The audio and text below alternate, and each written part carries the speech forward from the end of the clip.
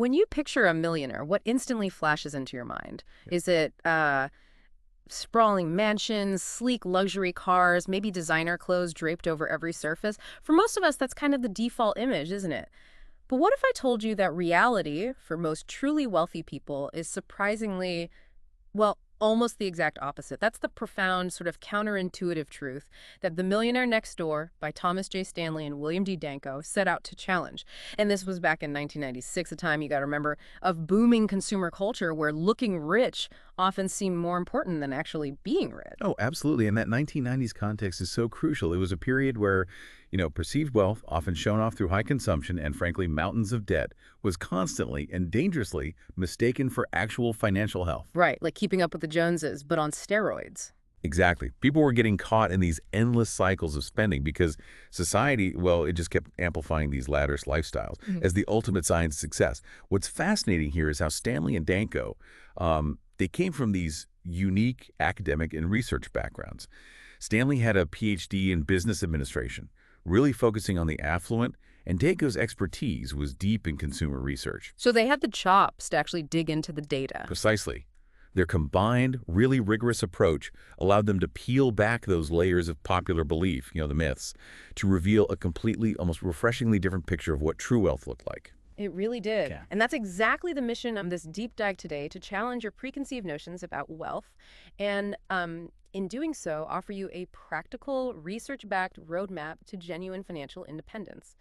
So what does this all mean for you today, especially in our world, right? Social media constantly amplifying luxury lifestyles, all curated for everyone to see.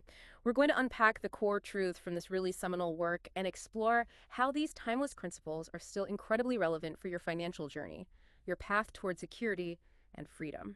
Okay, so let's unpack this core, almost revolutionary idea that the book drives home right away. It fundamentally debunks the myth that millionaires are these extravagant spenders. It argues that true wealth, it's built through surprisingly simple disciplined habits. Habits that are far from flashy, actually. They're often quite boring. Exactly. Boring, but effective. The central argument they make, and it's backed by extensive data, is that wealth is typically the result of consistent frugality, relentless hard work, and really disciplined financial management. It's not usually about just having a super high income or getting a lucky inheritance. It's more about what you do with what you have. Precisely. Yeah. We connect this to the bigger picture. It's a profound shift in mindset, really. It pivots away from focusing only on income and consumption, which, let's face it, can be fleeting, and instead emphasizes saving and investing for long-term accumulation. It's about building a solid, unshakable financial fortress, not just putting up a flashy facade that could crumble. Okay, here's where it gets really interesting and challenges those visual stereotypes we all have about wealth. One of the first and most striking principles the authors dive into, I think it's chapter 2, is that millionaires are frugal. Frugal, frugal. That phrase really sticks, doesn't it? It does. And it's not just about being, thrifty here and there. It's a deeply ingrained mindset where every dollar is seen almost like a soldier in their wealth-building army, not just something to be casually spent. They prioritize saving and investing over that conspicuous consumption. You might picture them in exclusive gated communities, right? But the book highlights how they often live in pretty modest neighborhoods, driving practical, sometimes even unglamorous vehicles. Yeah, they're not trying to impress anyone with a car. Exactly. They're actively avoiding that immense pressure to keep up with high-spending neighbors, which, well, that can derail anyone's financial plan.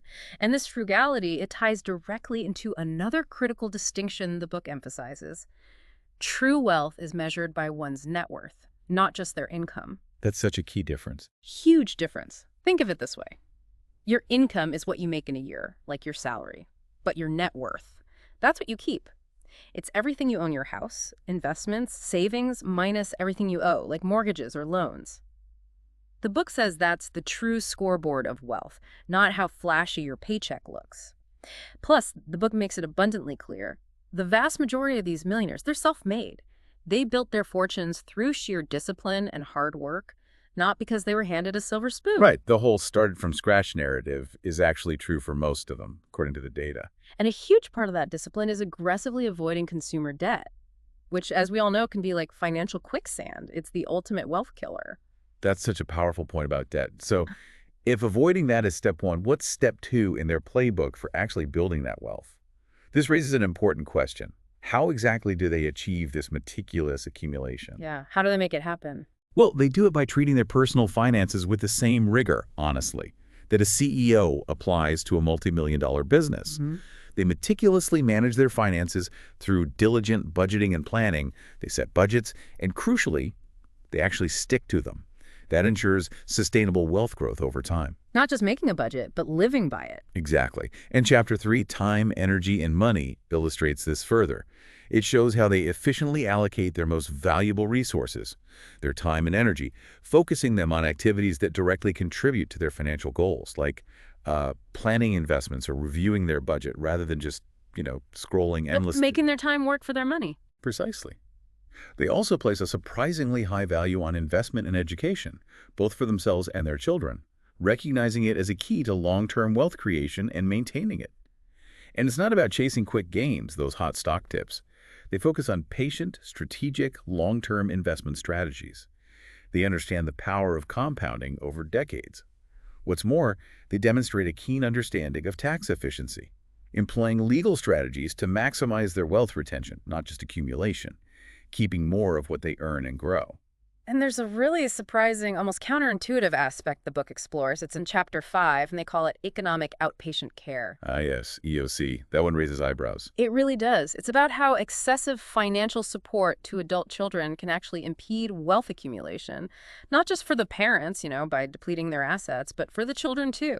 It can hinder their own financial independence and maybe even their entrepreneurial drive. It's a tough love kind of concept, isn't it? It goes against the instinct to just give your kids everything. It absolutely does. A tough truth, especially when our impulse is often to help our kids as much as possible.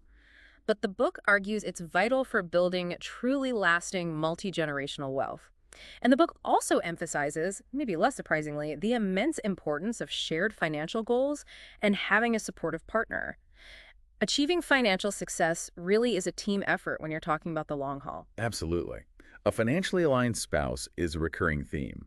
And if you're wondering how these individuals earn their wealth, well, it's often not in the super glamorous ways you might think. Many millionaires exhibit a strong entrepreneurial spirit, as highlighted in Chapter 7, Find Your Niche. They take calculated risks and capitalize on often overlooked niche markets. Sometimes these are businesses that serve other affluent people. So not necessarily inventing the next big tech thing. Not usually, no. It's a really eye-opening insight, isn't it? You might expect, I don't know, hedge fund managers or tech giants. But Stanley and Danko found millionaires who were incredibly successful owning, say, a chain of dry cleaners or a plumbing business, or even a highly specialized welding company. Wow. Stuff we use every day. Exactly. It completely dismantles the idea that you need some sexy profession to get rich. It's much more about mastering your craft, serving a specific need really well, no matter how unglamorous it might seem from the outside. And what's fascinating here is that Chapter 8, Jobs, reinforces this. It reveals that millionaires often work in these everyday, kind of mundane industries, but they find immense success through sheer dedication, discipline, and hard work within those fields. So it's less about the job title and more about the approach. Precisely. It's less about being in a high-paying profession per se, and more about the commitment and consistency applied to whatever profession they choose. Often they end up building their own highly profitable businesses within those boring sectors. Okay, so beyond just the practical habits like saving and budgeting, this deep dive reveals some truly profound themes about, well, wealth and identity itself. The book introduces us to these fascinating, almost diagnostic labels. Pause, that's prodigious accumulators of wealth, and contrast them vividly with UAWs, the under-accumulators of wealth. Yeah, pause and UAWs. It really frames that core distinction, doesn't it, between those who are really effective at building wealth versus those who merely spend, often despite having quite high incomes. It's like a measure of financial efficiency. Exactly. And it's more than just financial strategies. These habits, frugality, planning, hard work, they're truly lifestyle choices. They reflect deeper values of self-discipline, patience, and this unwavering focus on long-term planning. If we connect this to the bigger picture, it suggests that true wealth isn't really about how much income you make slashing through your bank account each month. It's about how one consistently manages and grows their resources over time. It's a holistic approach to financial well-being and security. It's about building resilience and freedom, not just collecting stuff. Well said. It really is. That's a powerful point. And the universal message here feels like, well, that financial independence is genuinely attainable through disciplined habits. regardless of whether you have a super high income right now or where you're starting from. That's a message that seems to resonate across cultures, across economic contexts. It's about building financial security for you, no matter your current situation. And it kind of gives you permission to be financially savvy without feeling like you need to put on a show for everyone. And it really sets itself apart from some other personal finance literature quite distinctly. For instance, if you compare it to works like Robert Kiyosaki's Rich Dad, Poor Dad, which often emphasizes entrepreneurship and specific types of financial literacy, maybe focusing on investment opportunities. Right, often more about finding the right investment. Yeah. The Millionaire Next Door distinguishes itself with its empirical approach. It's grounded in data from thousands of actual millionaires, and it focuses directly on the power of frugality and disciplined financial habits as the absolute foundational elements for building wealth. It's less about finding one specific secret opportunity and more about the quiet, relentless, compounding power of consistent, smart behavior, day in, day out, year after year. Okay, so bringing this all back home, Yeah. what does this all mean for you listening right now? How can you actually start applying these millionaire habits today or maybe tomorrow? Let's talk about some of the actionable strategies that we can pull directly from the book. Yeah, let's get practical. The authors advocate for several key techniques. They sound simple, but they require immense discipline. First and foremost, cultivate a lifestyle where your expenditures consistently fall below your income. That allows for regular savings and investment. Living below your means, the It's class. the core principle, making it a deliberate choice, not feeling like it's just a sacrifice. Secondly, allocate a substantial portion of your income towards investments aimed at long-term growth. Don't chase those fleeting short-term gains or the latest fads. Think decades, not days. Patience is key there. Absolutely. Third, meticulous financial planning is crucial. Budgeting isn't meant to be a restriction. Think of it as a tool. A tool to manage your resources effectively and make informed decisions, just like a CEO running a successful company uses a budget. And finally, always remember that true wealth is measured not by those visible displays of affluence, the car, the watch, the vacation photos, but by your ability to sustain and grow your financial resources over time. It's about that quiet accumulation, building that net worth. Okay, so to put these into daily practice, the book offers very concrete advice. It elevates these from just basic steps to like a fundamental millionaire mindset. You can start by simply tracking your spending. Seems basic, right? But keep a daily record of expenses. This helps you adhere to living below your means and immediately identifies areas where you could maybe cut back, just like a business looks for inefficiencies. Knowledge is power, especially with your own money. Exactly. Then make it effortless. Automate your savings. Set up automatic transfers to your savings and investment accounts. Make those contributions consistent so you don't even have to think about it. It just happens. The book also encourages continuous learning, so maybe dedicate a little time each day or week to expanding your financial knowledge. Read articles, listen to deep dives like this one, and of course, set clear, achievable financial goals for yourself. Then break them down into manageable daily or weekly tasks. That helps maintain focus and track your progress. And to deepen your understanding and your commitment to these principles, the book also provides several practical exercises and reflections you can do, like regularly performing net worth assessments. This helps you gauge your financial standing and track your progress over time.